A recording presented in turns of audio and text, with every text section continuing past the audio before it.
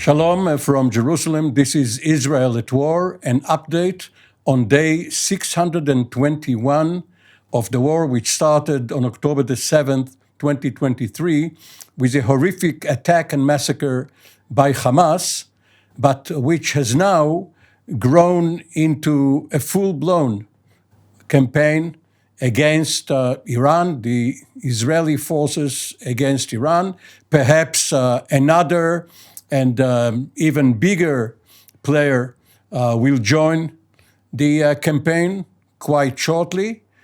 And we are joined right now by three distinguished panelists: retired Brigadier General Mark Kimmett, formerly of the U.S. Army.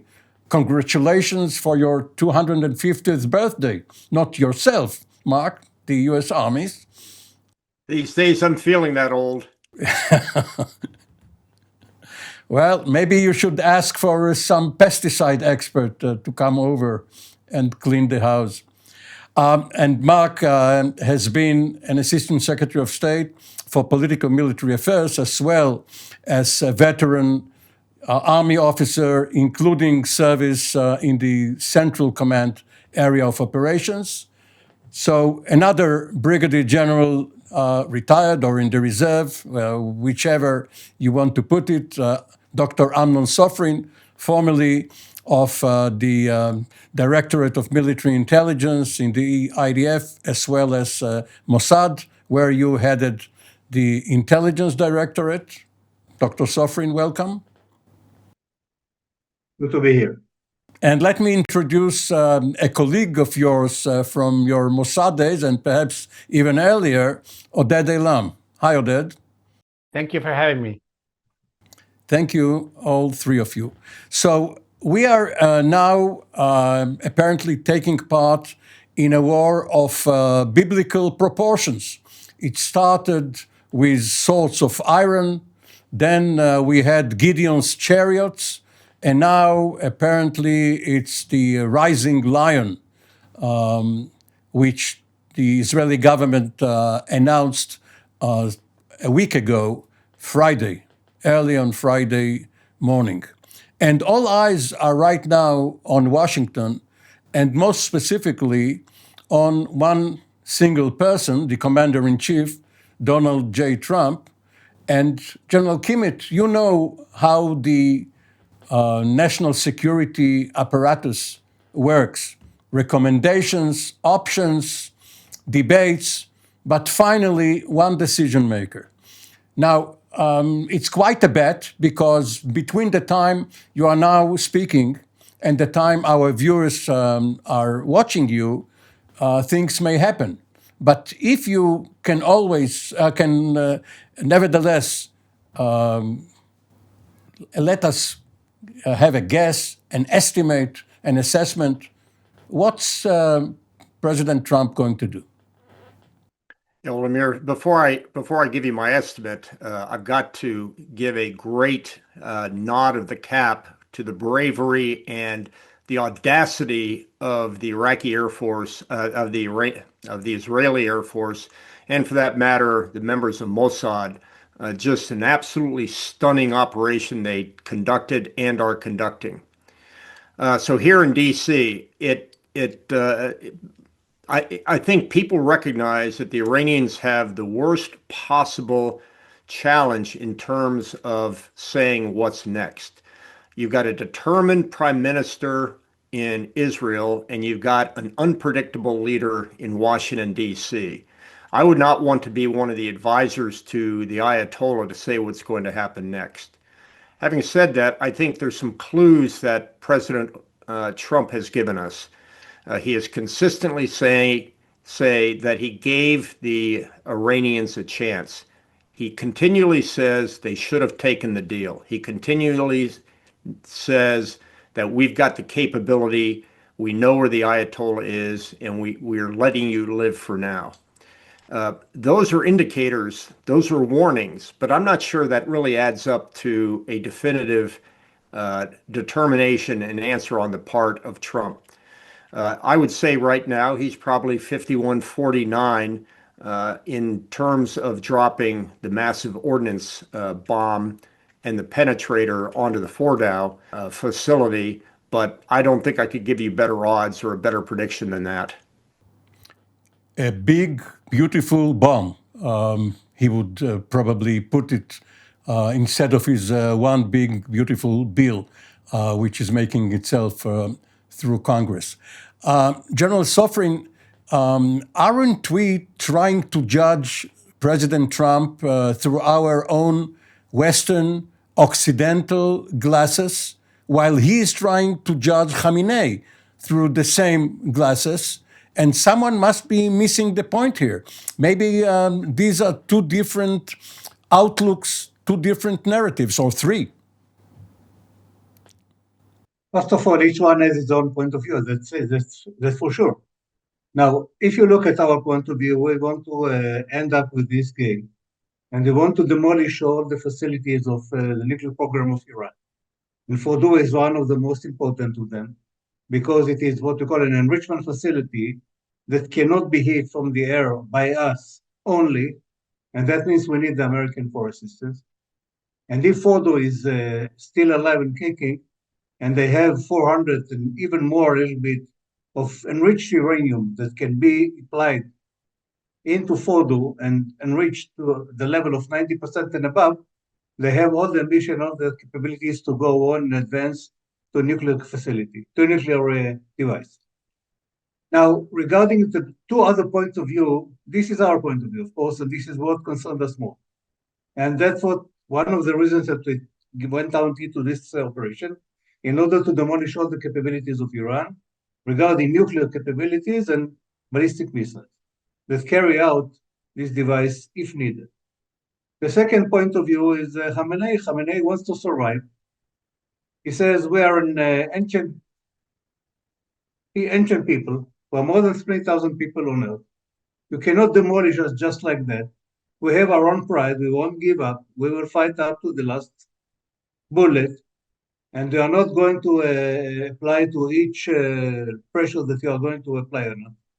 And we're insisting on our capability and on our right to enrich uranium and to go on developing our capabilities. Now, regarding President Trump, he has two points of view. The first one is American.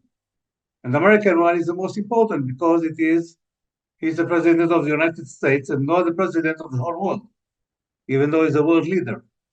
But nevertheless, he has his own considerations.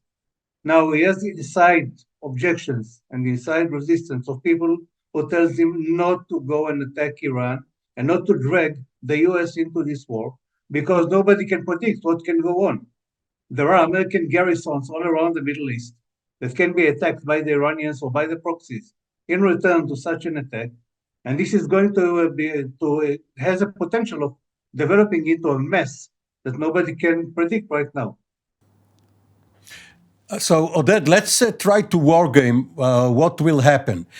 President Trump has three basic options: to do nothing, to drop the massive ordnance penetrator, or perhaps to conduct a test to demonstrate to the Iranians what will happen if they don't give up. So they will still have their dignity intact once they go back to the negotiation table.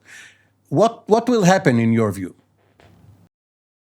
It's very, very hard to predict right now. You know, it's not physics.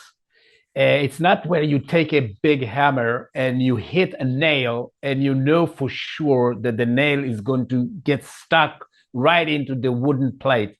This is something where the nail can act in such an irrational way or has its own ego, its own commitment, and above all, it has to survive. So it's quite unclear now what are the options that are facing President Trump. I would say few things regarding that.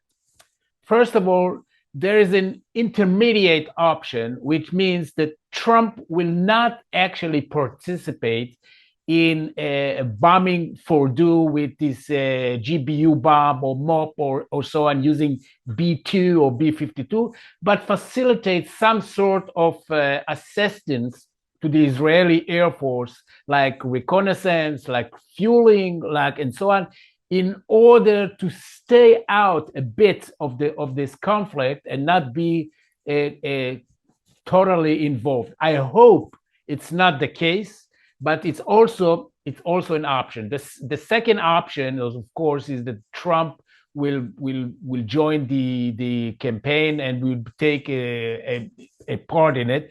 We have to take into consideration a few things regarding Trump decision.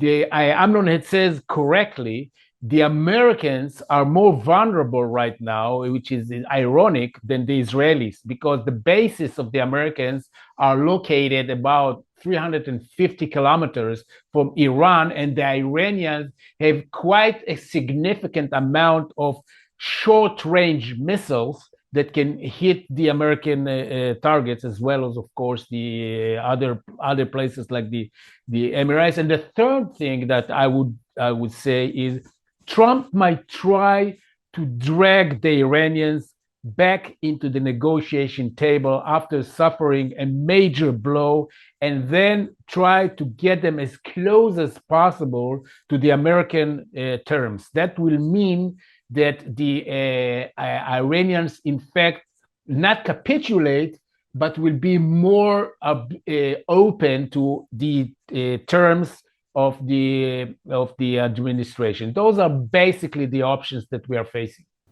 Mark, the third option, which Oded just described, could actually start with a ceasefire.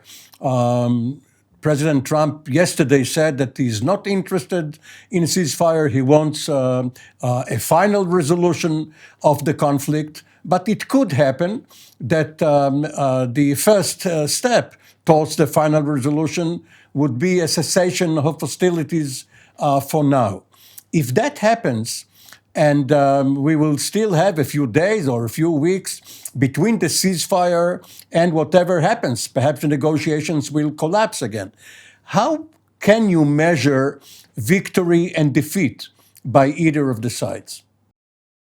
Well, first of all, I think your issue about negotiations, I think, would be that Trump would only agree to negotiations if there were, number one, massive concessions, and number two, no preconditions to sitting down. Look, I think that eventually negotiations, if regime change does not occur, negotiations are the only way to completely eliminate the nuclear program inside of Iran. Israel's doing a wonderful job knocking out a significant amount. There's no doubt about it, whether it's 85% or 90% knocked out. If you leave any kind of residual capability and a unresolved situation with regards to Iranian intentions, it eventually, you may have knocked it back for a decade or so, but it will come back. The negotiations that must occur is after you've got it up to 85 to 90%. To eliminate the last 10% has to be done through a negotiated agreement with very, very high inspection and verification requirements, and a pronouncement by Iran that they are, in fact, getting rid of their entire nuclear program and agree to be a non-nuclear nation. So I see negotiations fitting in there somewhere. It's just a matter of what sequence that will happen. But this is eventually going to lead to the negotiating table sooner or rather later. Amnon, you started your military career as an infantry soldier, taking part in high casualty battles up the Hermon Mount. And a few years ago, let's say 25 years ago or so, after Kosovo, the dogma was that wars can be won from the air alone. Then it changed, and the new dogma was no, wars must be won by the addition of boots on the ground to stand off fire. But now maybe we are back to the first dogma. Not one Israeli unit, leaving aside the Mossad teams, which Mark alluded to, but there is no infantry unit, no armor, no artillery in Iran. It's all done from the air. Perhaps the theorists of air warfare from Douai on were right, Billy Mitchell and all the rest. I think this is another type of war that we are facing right now. It is not a total war. It's what we call a focused operation, aimed to get two main goals. The first one is to demolish the nuclear capabilities of Iran, and the second one to demolish all the capabilities of the ballistic missiles program. These are very limited and very focused goals, and therefore it can be achieved by air with the assistance of some what we call small squads on the ground, just mentioned before by Mark and by yourself. That means that the people that can carry out some very focused operation, a very precise one. And the idea is that in this kind of campaign, it is focused on only demolishing capabilities. It's not aimed to bring upon the regime change. It doesn't have to do anything with wanting Iran to have to wave a white flag and say, okay, we're surrendering, and please, Mr. Benjamin Netanyahu, please walk inside Tehran, and you will received as a king. No, it's not that kind of war. It has only limited goals, very focused ones, and therefore it can be achieved from the air. And this is a campaign which is now being implemented on the ground, from the air, and with some assistance from the ground. Oded, one of the subjects which always comes up is the relationship between the policymaker and the intelligence professional. And if one remembers correctly, you, during your career at Mossad, always also conducted classes regarding the relationship between policymakers, intelligence agencies, society at large, the media. You were a lecturer in one of the classes. Yes, but I have forgotten all about it. He can remind you. Yes, what we have seen over the last couple of days was that when the director of national intelligence, Tulsi Gabbard, was reminded that only a couple of months ago, she, along with the CIA, DIA, and the rest, issued an assessment categorically saying that Iran has not decided to build a nuclear bomb. They went into some length saying that Khamenei is against it. There were hardliners. Some of those hardliners are probably no longer with us. And then the president says that he doesn't care what she said. The Iranians were very close to a bomb. What should one make of such a clash in views between the professional and the politician? Oh, it's a big question, Amir. First of all, it's a matter of trust. How much the decision maker trusts his assistants, how much he trusts the intelligence. We know the intelligence had been wrong in major events in the course of history. And this is a very intimate and personal engagement that goes between the decision maker or the captain of the ship to the first officer or the co-pilot. We are seeing right now a phenomenon in that sense that the president is saying out loudly and openly that he simply doesn't trust the intelligence that he's receiving from his own people. By the way, it's not the first time that Trump had said that. We remember previously regarding Russia and so on. And I think that time, he's right. It's not that I think, I know he's right, because the gap between the predicament of the Israeli intelligence, which I think, and also is demonstrated right now, how deep we had been infiltrating the society and the establishment in Iran, which reflects how accurate our intelligence can be. There's a huge gap between our assessment and the American. It's almost a enormous gap, which is life and death in that sense. So the fact that the President Trump has a distrust right now to its own intelligence community is a pretty big issue. And after the dust goes down, there will have to be some really, really inward looking inside the establishment. How did it come to that point? Perhaps the Israeli intelligence community should be more modest regarding its achievement, following on what you said, because there is a distinct difference between the excellent work done even before October the 7th on penetration and target development, the so-called target bank, between all of that and early warning. The Israeli intelligence community, the military intelligence, and the ISA, Shabak, failed to warn against what the Hamas planned. And perhaps here one cannot learn from the excellence in target development regarding the assessment about how close the Iranians were to nuclear weapons. But Mark, let me ask this question from another angle.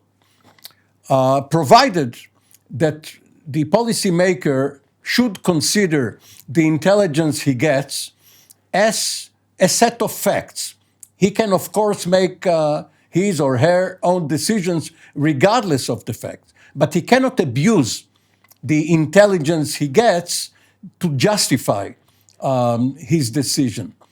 What is happening here in your place in Washington?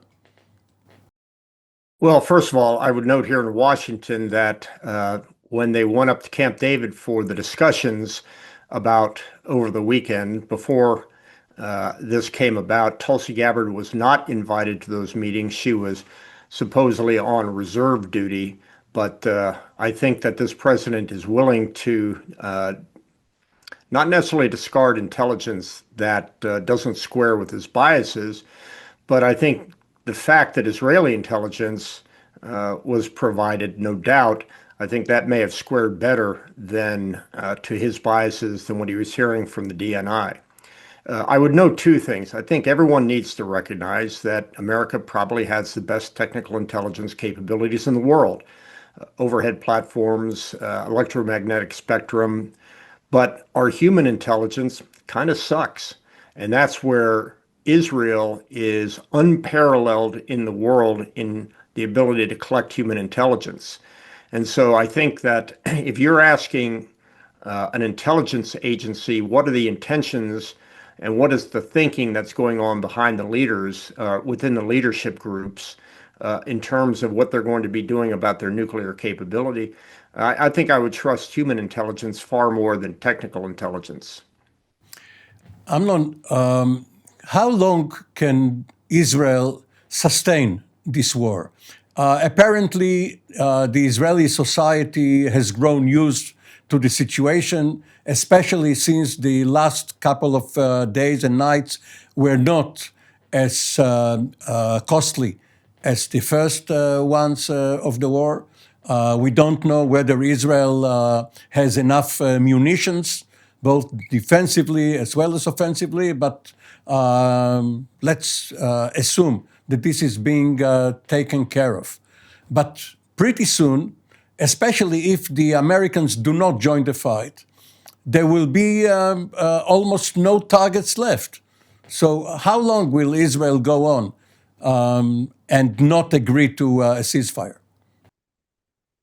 I'm not sure that I can measure it in days or hours or weeks, because we don't really know how, at least I don't know, of course, how many munitions still we have, how many defensive munitions we have, what are the capabilities of the Iranians to launch more and more and more missiles, and before we are succeeding in demolishing them.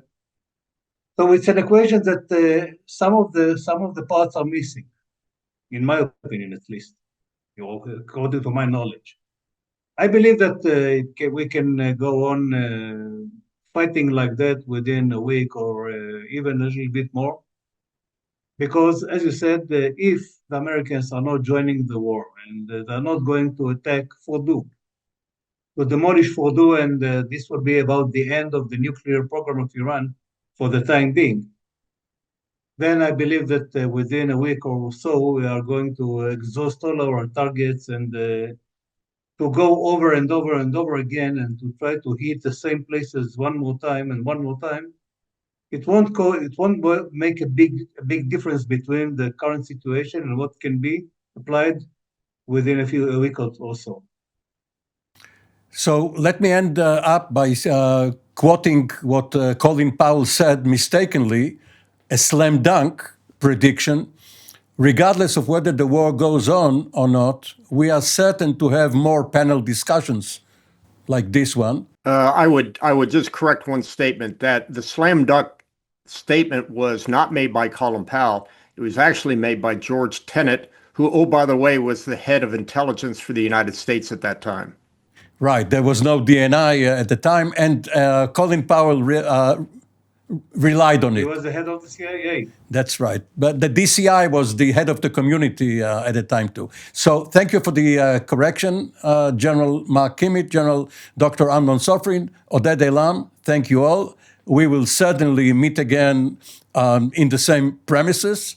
And for you, viewers, thank you, too. This has been Israel at War, an update on day 621 of the war. For the time being, Shalom from Jerusalem.